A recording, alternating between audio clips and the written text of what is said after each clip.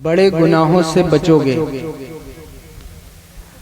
بڑے گناہوں سے پرہیز کرو گے، ان سے بچ جاؤ گے تو چھوٹے گناہ میں یوں ہی معاف کر دوں گا۔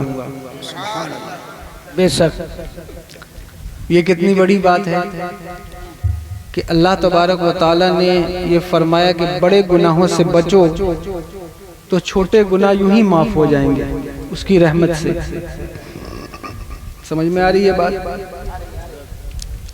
بڑے گناہ کیا ہیں؟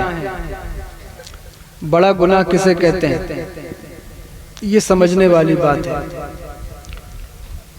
جتنے لوگ بیٹھے ہیں سننے کے لیے ان کی توجہ پوری رہنی چاہیے، اور جن کو کوئی بات ہلکی لگ رہی ہے ان کی بات الگ، وہ زیادہ پڑھے لکھے لوگ ہیں تو ان کی بات الگ ہے، لیکن جن کو سمجھ میں آ رہی ہے یا سمجھنا چاہتے ہیں بڑے گناہ کیا ہیں، بس آپ بڑے گناہوں سے بچیے، بڑے گناہوں سے پرہیز کیجیے، کوشش کیجیے آپ سے بڑا گناہ نہ ہو۔ اس کو کہتے ہیں گناہ کبیرہ۔ جانتے ہیں گناہ کبیرہ کہ نہیں؟ کسی کی 40ویں میں شریک ہوئے ہیں، تیجے میں تو دعا سنتے نہیں، گناہ کبیرہ صغیرہ معاف فرما۔ کبیرہ کا مطلب بڑا گناہ، صغیرہ مطلب چھوٹے گناہ۔ کبیرہ گناہوں کی ایک فہرست ہے، اس کے اختلاف کے ساتھ بول رہا ہوں جتنے لوگ ممبر پر ہوں۔ بعض علماء کہتے ہیں کہ کوئی گناہ بڑا یا چھوٹا نہیں، جس گناہ پر اللہ پکڑ کر لے وہی بڑا گناہ ہے، اور چھوٹے گناہ کو بار بار دہرانے سے وہ بڑا ہو جاتا ہے۔ اگر آپ سنیں گے تو آپ کو تھوڑی دیر میں سمجھ آنے لگے گا، کیونکہ مبلغ علم میچ کرنے میں ٹائم لگتا ہے، تھوڑا وقت لگتا ہے، ڈائریکٹلی سمجھ میں نہیں آتی بات، کیا بات کر رہے ہیں۔ آپ کو توجہ دینی ہوتی ہے، تھوڑی دیر برداشت کرنا ہوتا ہے، پھر سمجھ میں آتا ہے۔ علماء میں سے بعض کہتے ہیں کوئی گناہ بڑا چھوٹا نہیں، ہر گناہ بڑا ہے۔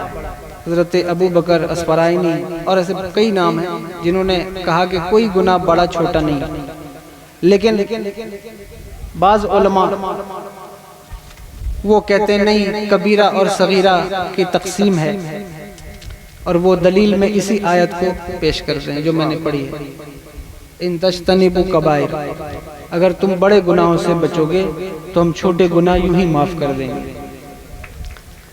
بڑے گناہ کتنے ہیں؟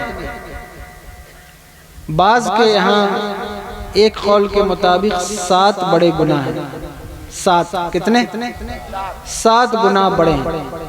بعض دوسرے قول میں وہ گناہ 70 ہیں، اور اس طرح امام ذہبی نے 400 تک گناہ گنائے ہیں جو بڑے گناہ ہیں، لیکن میں اس تفصیل میں نہیں جانا چاہتا، میں آپ کو بڑے گناہوں سے بچنے کی ترغیب دینا چاہتا ہوں اور اس کی ترہیب پر کچھ گفتگو کرنا چاہتا ہوں، اگر آپ سن لیں، کیونکہ نوجوانوں نے یہ پروگرام کیا ہے۔ انسان کی زندگی میں سب سے بڑی چیز یہ ہے کہ وہ گناہوں سے بچنا سیکھ جائے۔ نیکی کرنا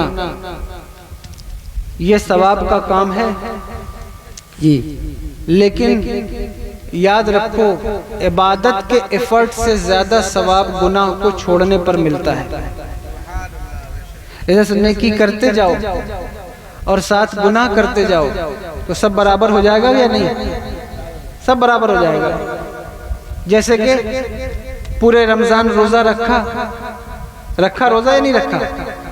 پورے رمضان روزہ رکھا، تراویح پڑھی، لیکن رمضان جیسے ہی ختم ہوا تو 5 نمازوں کا بھی پتہ نہیں، تو یہ گناہ ہوا کہ نہیں؟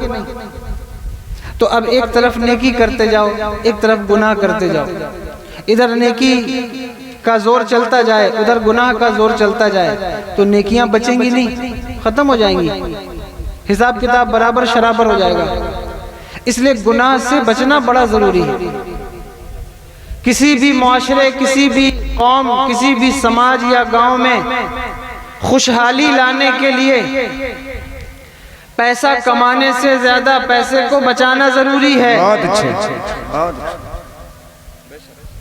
ایک صاحب کو میں نے پوچھا کہ آپ کیا کرتے ہیں؟ انہوں نے کہا میں بزنس کرتا ہوں۔ میں نے کہا کتنا کماتے ہیں؟ کہا مہینے کا 3 لاکھ روپے کماتا ہوں۔ تو میں نے کہا کہ آپ تو بڑے امیر آدمی ہیں. انہوں نے کہا لیکن مہینے میں 4 لاکھ روپے خرچ کرتا ہوں. تو بتاؤ وہ امیر ہیں یا غریب ہیں؟ کماتے ہیں 1 لاکھ روپے، خرچ کرتے ہیں 4 لاکھ روپے، کماتے 3 لاکھ روپے، خرچ کرتے ہیں 4 لاکھ. تو وہ امیر نہیں رہے گا نا، غریب ہو جائے گا نا. غریب کی تو پھر بھی عزت ہوتی ہے، وہ تو فرٹیچر ہو جائے گا کہ وہ کماتا اتنا نہیں ہے جتنا خرچ کر دیتا ہے. آپ نیکی اتنا نہیں کرتے جتنا گناہ کر جاتے ہیں. اس لیے آپ کو گناہوں کو پہچاننا ہوگا. اور یہاں جو ماں بہنیں بیٹھی ہیں ان سے بھی کہوں گا آپ بھی توجہ کریں. جو بات میں کہہ رہا ہوں اس پر کان رکھیں کہ یہ کتنی اہم بات ہے. نیکی کرنے سے زیادہ گناہ چھوڑنے پر توجہ کرو. نیکی کا کام آسان ہوتا ہے لیکن گناہ چھوڑنا مشکل ہوتا ہے. مسجد بنانا آسان کام ہے. مسجد بنانا، مینار بنانا، ٹائلس لگانا، اس میں ماربل لگانا، دنیا بھر کام کریں، یہ آسان ہے. لیکن نماز پڑھنا مشکل کام ہے. اور پھر نماز پڑھنا یہ جو ہے وہ اس کے مقابلے میں کہ کوئی نماز بھی پڑھتا ہو، شراب بھی پیتا ہو، تو نماز پڑھنا اور شراب پینا یہ دونوں عمل ساتھ ساتھ چل رہے ہیں. اس کے لیے نماز پڑھنا آسان ہے لیکن شراب چھوڑنا مشکل کام ہے. اس کو کوشش کرنی چاہیے کہ وہ شراب چھوڑے، شراب سے بچے. آواز کھینچ رہا ہے مائک، اگر کچھ کر سکتے ہو تو کر.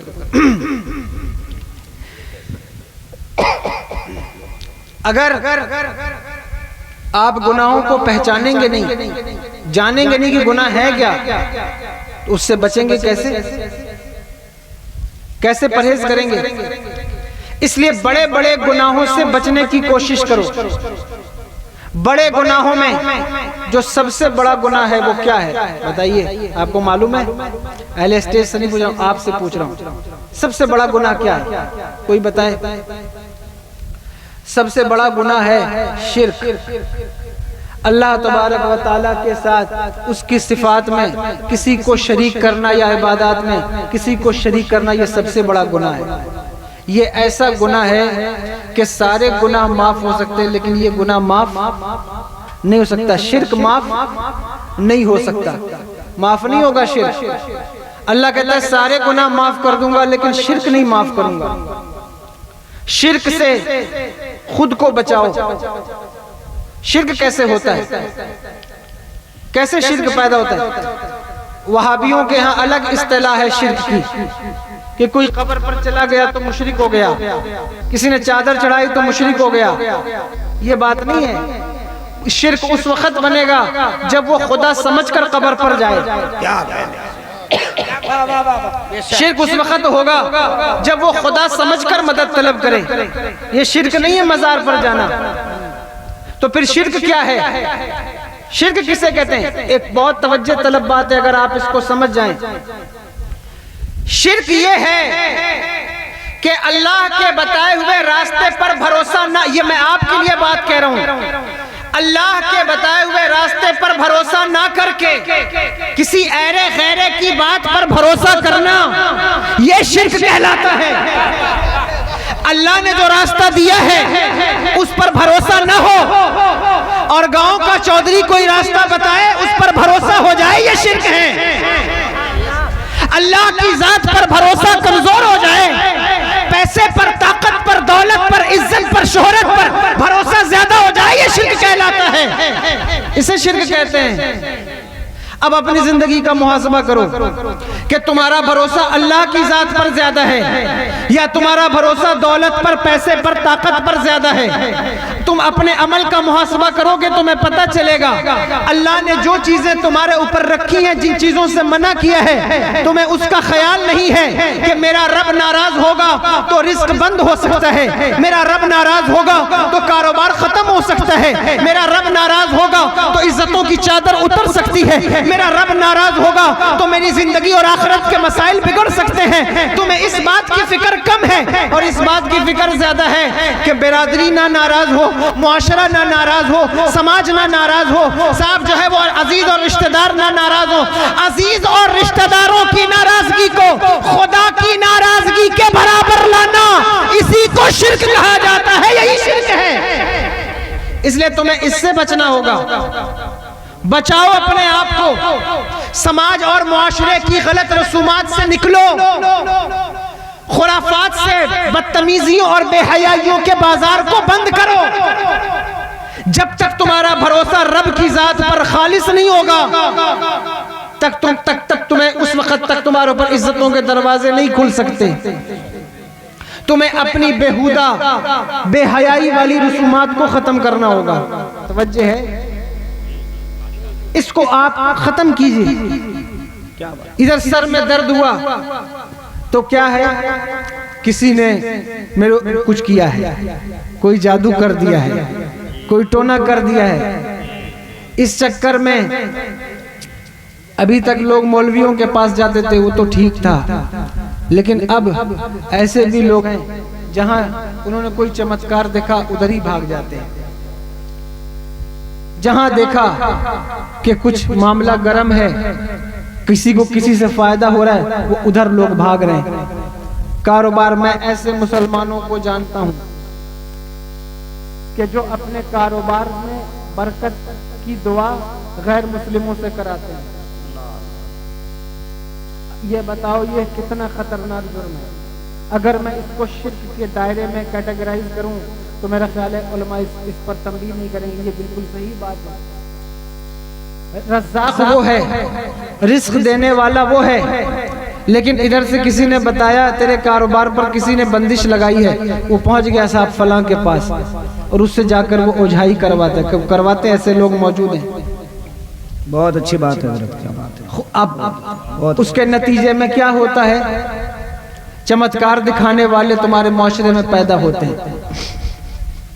جب تمہارا اٹریکشن چمتکار کی طرف ہوگا کہ بس مجھے کوئی چمتکار دکھائے, میرا یہ کام پھنس گیا ہے, میرا یہ کام بن جائے, جو کام بنا دے وہی میرے لیے سب کچھ ہے, تو دجال کا سامنا کس طرح کرو گے؟ جس وقت دجال آئے گا, توجہ ہے آپ کی, سن رہے ہیں بات یا نہیں؟ جس وقت دجال آئے گا اس کے پاس بڑے چمتکار ہوں, وہ تمہارے مردہ ماں باپ کو زندہ کر کے کھڑا کر کے دکھائے گا کہ دیکھو یہ زندہ کر دیا میں نے. تو جن کا عقیدہ اتنا کمزور ہو کہ وہ پرچے والی سرکار اور صاحب جو ہے وہ دماغ اور مائنڈ ریڈر لوگوں سے متاثر ہو کر مذہب چھوڑ رہے ہوں, وہ دجال کا سامنا کر سکیں گے؟ وہ قیامت کے دن دجال کے قریب یعنی کہ اس کے سامنے اپنا ایمان بچا سکیں گے؟ نہیں بچا پائیں گے. شرک سے بچنے کی تیاری کرو اور دجال سے بچنے کی تیاری کرو. دجال سے پہلے کئی دجال آئیں گے, دجال سے پہلے کئی دجال کا نمود ہوگا. اللہ اکبر. لوگ اپنے خدا تبدیل کریں گے, لوگ اپنا رب بدل لیں گے, لیکن اگر تم نے ایمان کی دولت کو بچائے رکھا, اگر تم نے اللہ پر توکل اور بھروسہ بنائے رکھا, تو اللہ کی عزت کی قسم دنیا میں آنے والا کوئی بھی دجال, چاہے وہ دولت کی شکل میں ہو, چاہے وہ حکومت کی شکل میں ہو, چاہے وہ کسی بابا کی شکل میں ہو, وہ تمہارے ایمان کا سودا نہ کر سکے. کیا کہنے, وہ تمہیں خرید نہ سکے گا.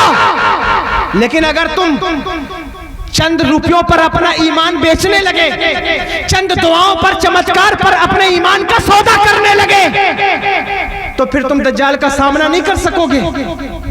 قرب قیامت میں ایسی ایسی چیزیں پیدا ہوں گی. مجھے نہیں لگتا کہ رات کا یہ وقت اس موضوع کے لیے مناسب تھا, لیکن میں نے یہ بات اس لیے کر دی کہ میں پہلی مرتبہ آپ کے یہاں آیا, مجھ سے کہا اصلاح معاشرہ کیجئے. میں نے کہا اصلاح معاشرہ میں سب سے پہلی چیز یہ ہے کہ انسان کا بھروسہ اللہ کی ذات پر ہو. نعرہ تکبیر, نعرہ رسالت. اگر اس کا بھروسہ اللہ کی ذات پر نہیں تو وہ کبھی کامیاب نہیں ہو سکتا.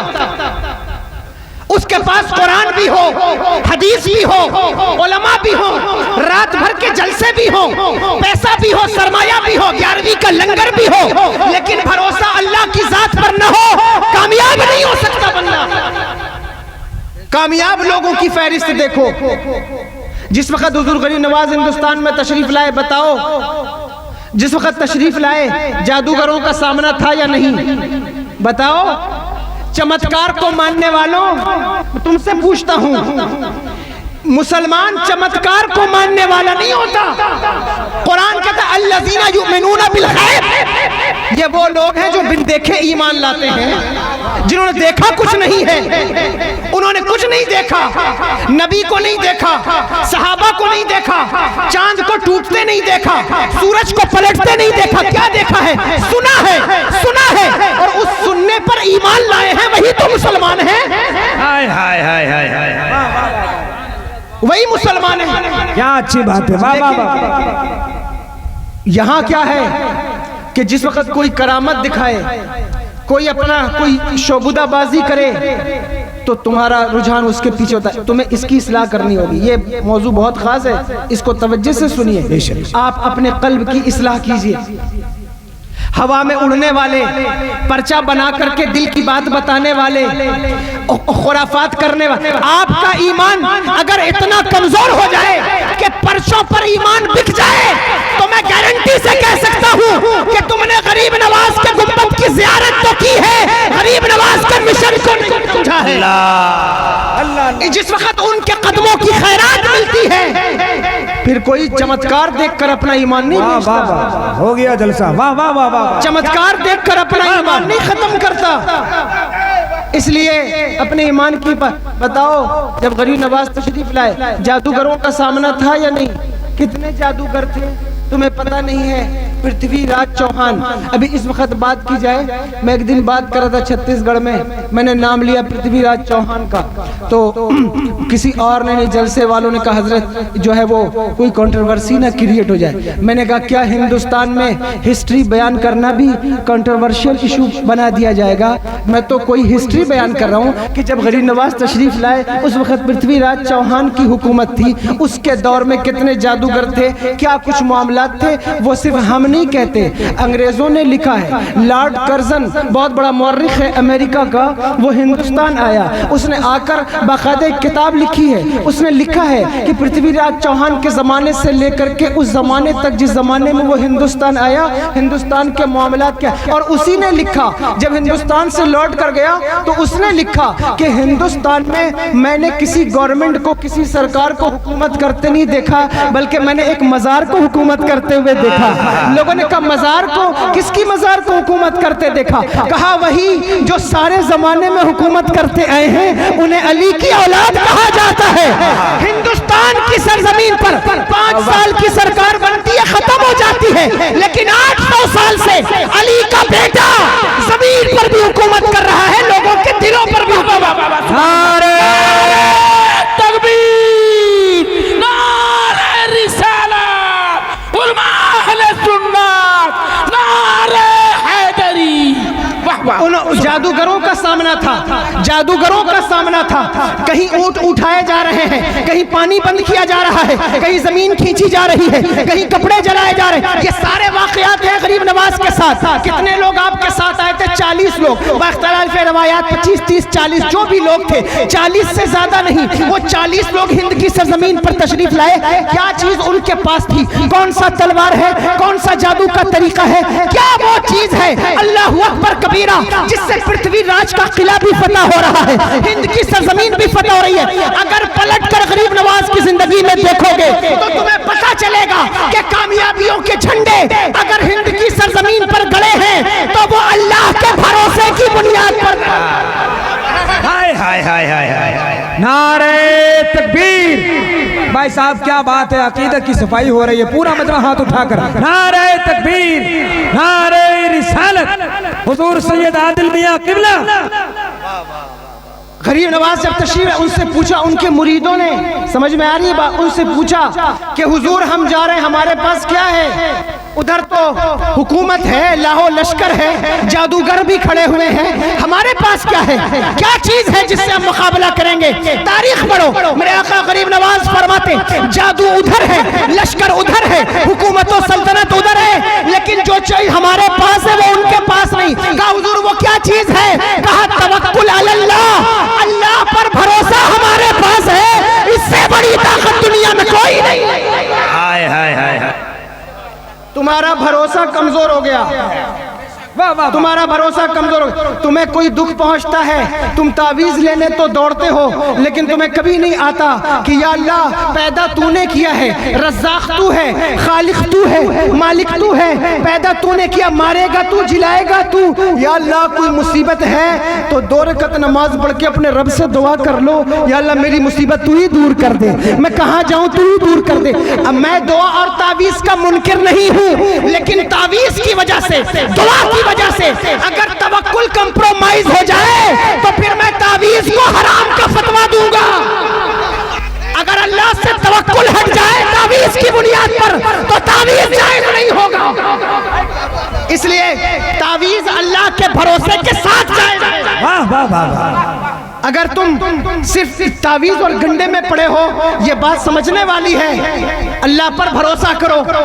जो कौम अल्लाह पर भरोसा करती वो कभी ना उम्मीद नहीं होती। मुसलमानों देखो अपनी जिंदगी, अपनी तारीख को। 313 लोग मैदान बद्र में थे। बताओ कौन सी तावीज थी जिन्होंने खजूर की टहनियों को तलवार में तब्दील किया? वो कौन सी तावीज थी जिन्होंने 313 को 1000 पर फतह अता फरमाई? वो कौन सी चीज थी? खजूर की गुठलियां चूस कर रोजा रखने वाले और खजूर की गुठलियां चूस कर अफ्तार करने वालों के पास ऐसा कौन सा सरमाया था कि 1000 अरब के मुशरिक और काफिर उनके दबदबे और अल्लाह अकबर उनकी तलवार का लोहा मानने पर मजबूर हो गए?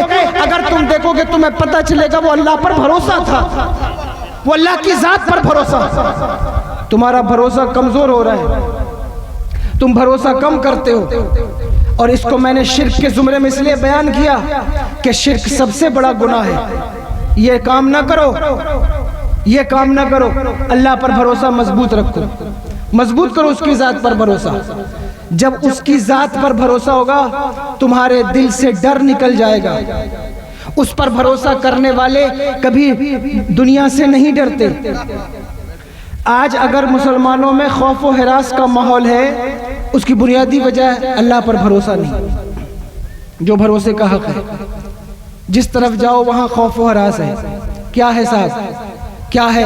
एक आंधी चले, हवा चले, मुसलमान तड़पने लगता है पता नहीं हमारे साथ क्या होगा, 2024 में क्या होगा, 2028 में क्या होगा, फला क्या होगा, पार्लियामेंट में क्या होगा, यहाँ क्या होगा। वही होगा जो मंजूर खुदा होगा, वही होगा जो खुदा को मंजूर होगा।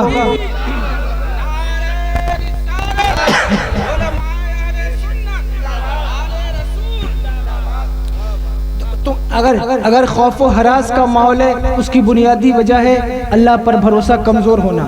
अल्लाह पर भरोसा करो। जो अल्लाह पर भरोसा करेगा, दुनिया की हुकूमतों की बात, ऐसी वैसी हुकूमत की बात नहीं करता। कुफ्र में सर पर चढ़ने वाली हुकूमत जिसे फिरौनी हुकूमत कहा जाता है, अगर वो भी अल्लाह पर भरोसा करने वालों के पीछे लग जाए तो अल्लाह समंदर को चीर के रास्ते अता करता है। वाह वाह वाह, हक है। भरोसा होना चाहिए, भरोसा। और ये खास बात है, ये बात याद रखना, भरोसा जितना मजबूत होगा तुम्हारा गलबा उतना ही ज्यादा होगा। आ रही बात समझ में? आ रही नहीं आ रही? नौजवानों आपको समझ में आ रही है नहीं आ रही? जो सोशल मीडिया पर ये डालते रहते हो, ये डर और खौफ की वीडियोस, ये ना डाला करो, ये ना करो काम। अपनी तारीख पढ़ो। तुम्हारे अंदर से तुम बुज़दिल बनते जा रहे हो। बुज़दिल क्यों बन रहे हो? बुज़दिल बनता है इंसान गुनाहों की वजह से। जो कौम गुनाह करती है वो बुज़दिल हो जाती है, डरपोक हो जाती है, डरने वाली हो जाती है। और जो गुनाह नहीं करती, अल्लाह पर भरोसा करती है, उसके आगे कोई भी हो, उसके सामने कोई भी हो, वो डरती है, सिर्फ अपने रब से डरती है, फिर सारी दुनिया उससे डरती है। ये चीजें अपने अंदर पैदा करेंगे इंशाअल्लाह, سمجھ میں آ رہی ہے بات؟ اس کو اپنے اندر لائیے اور ڈریے مت. میں کسی کو مارنے مرنے کی دعوت نہیں دے رہا ہوں کہ جا کر کوئی جہاد کرو، کوئی کام کرو، یہ نہیں کہہ رہا ہوں. لیکن بزدل بن کر کے زندہ رہنا یہ اچھی بات نہیں. تم مسلمان ہو، تمہاری تاریخ کتنی زبردست ہے، تمہیں پڑھ کے دیکھو، تمہیں پتہ چلے گا.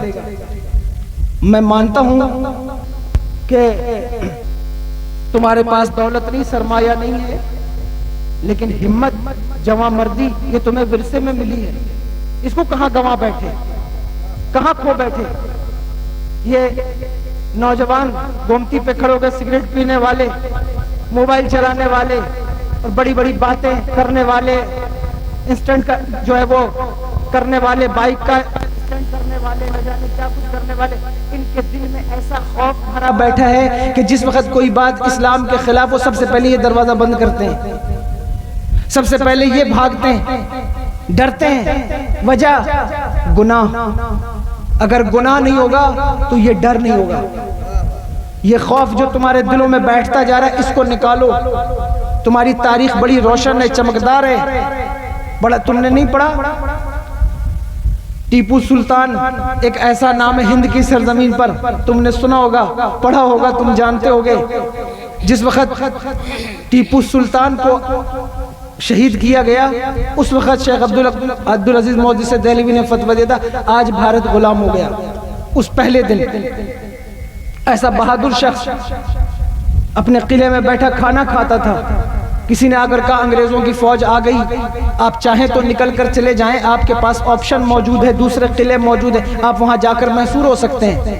اس نے کہا گیدڑ کی 100 دن کی زندگی پر شیر کی 1 دن کی زندگی بھاری ہے. گیدڑ کی 100 دن کی زندگی پر شیر کی 1 دن کی زندگی بھاری ہے.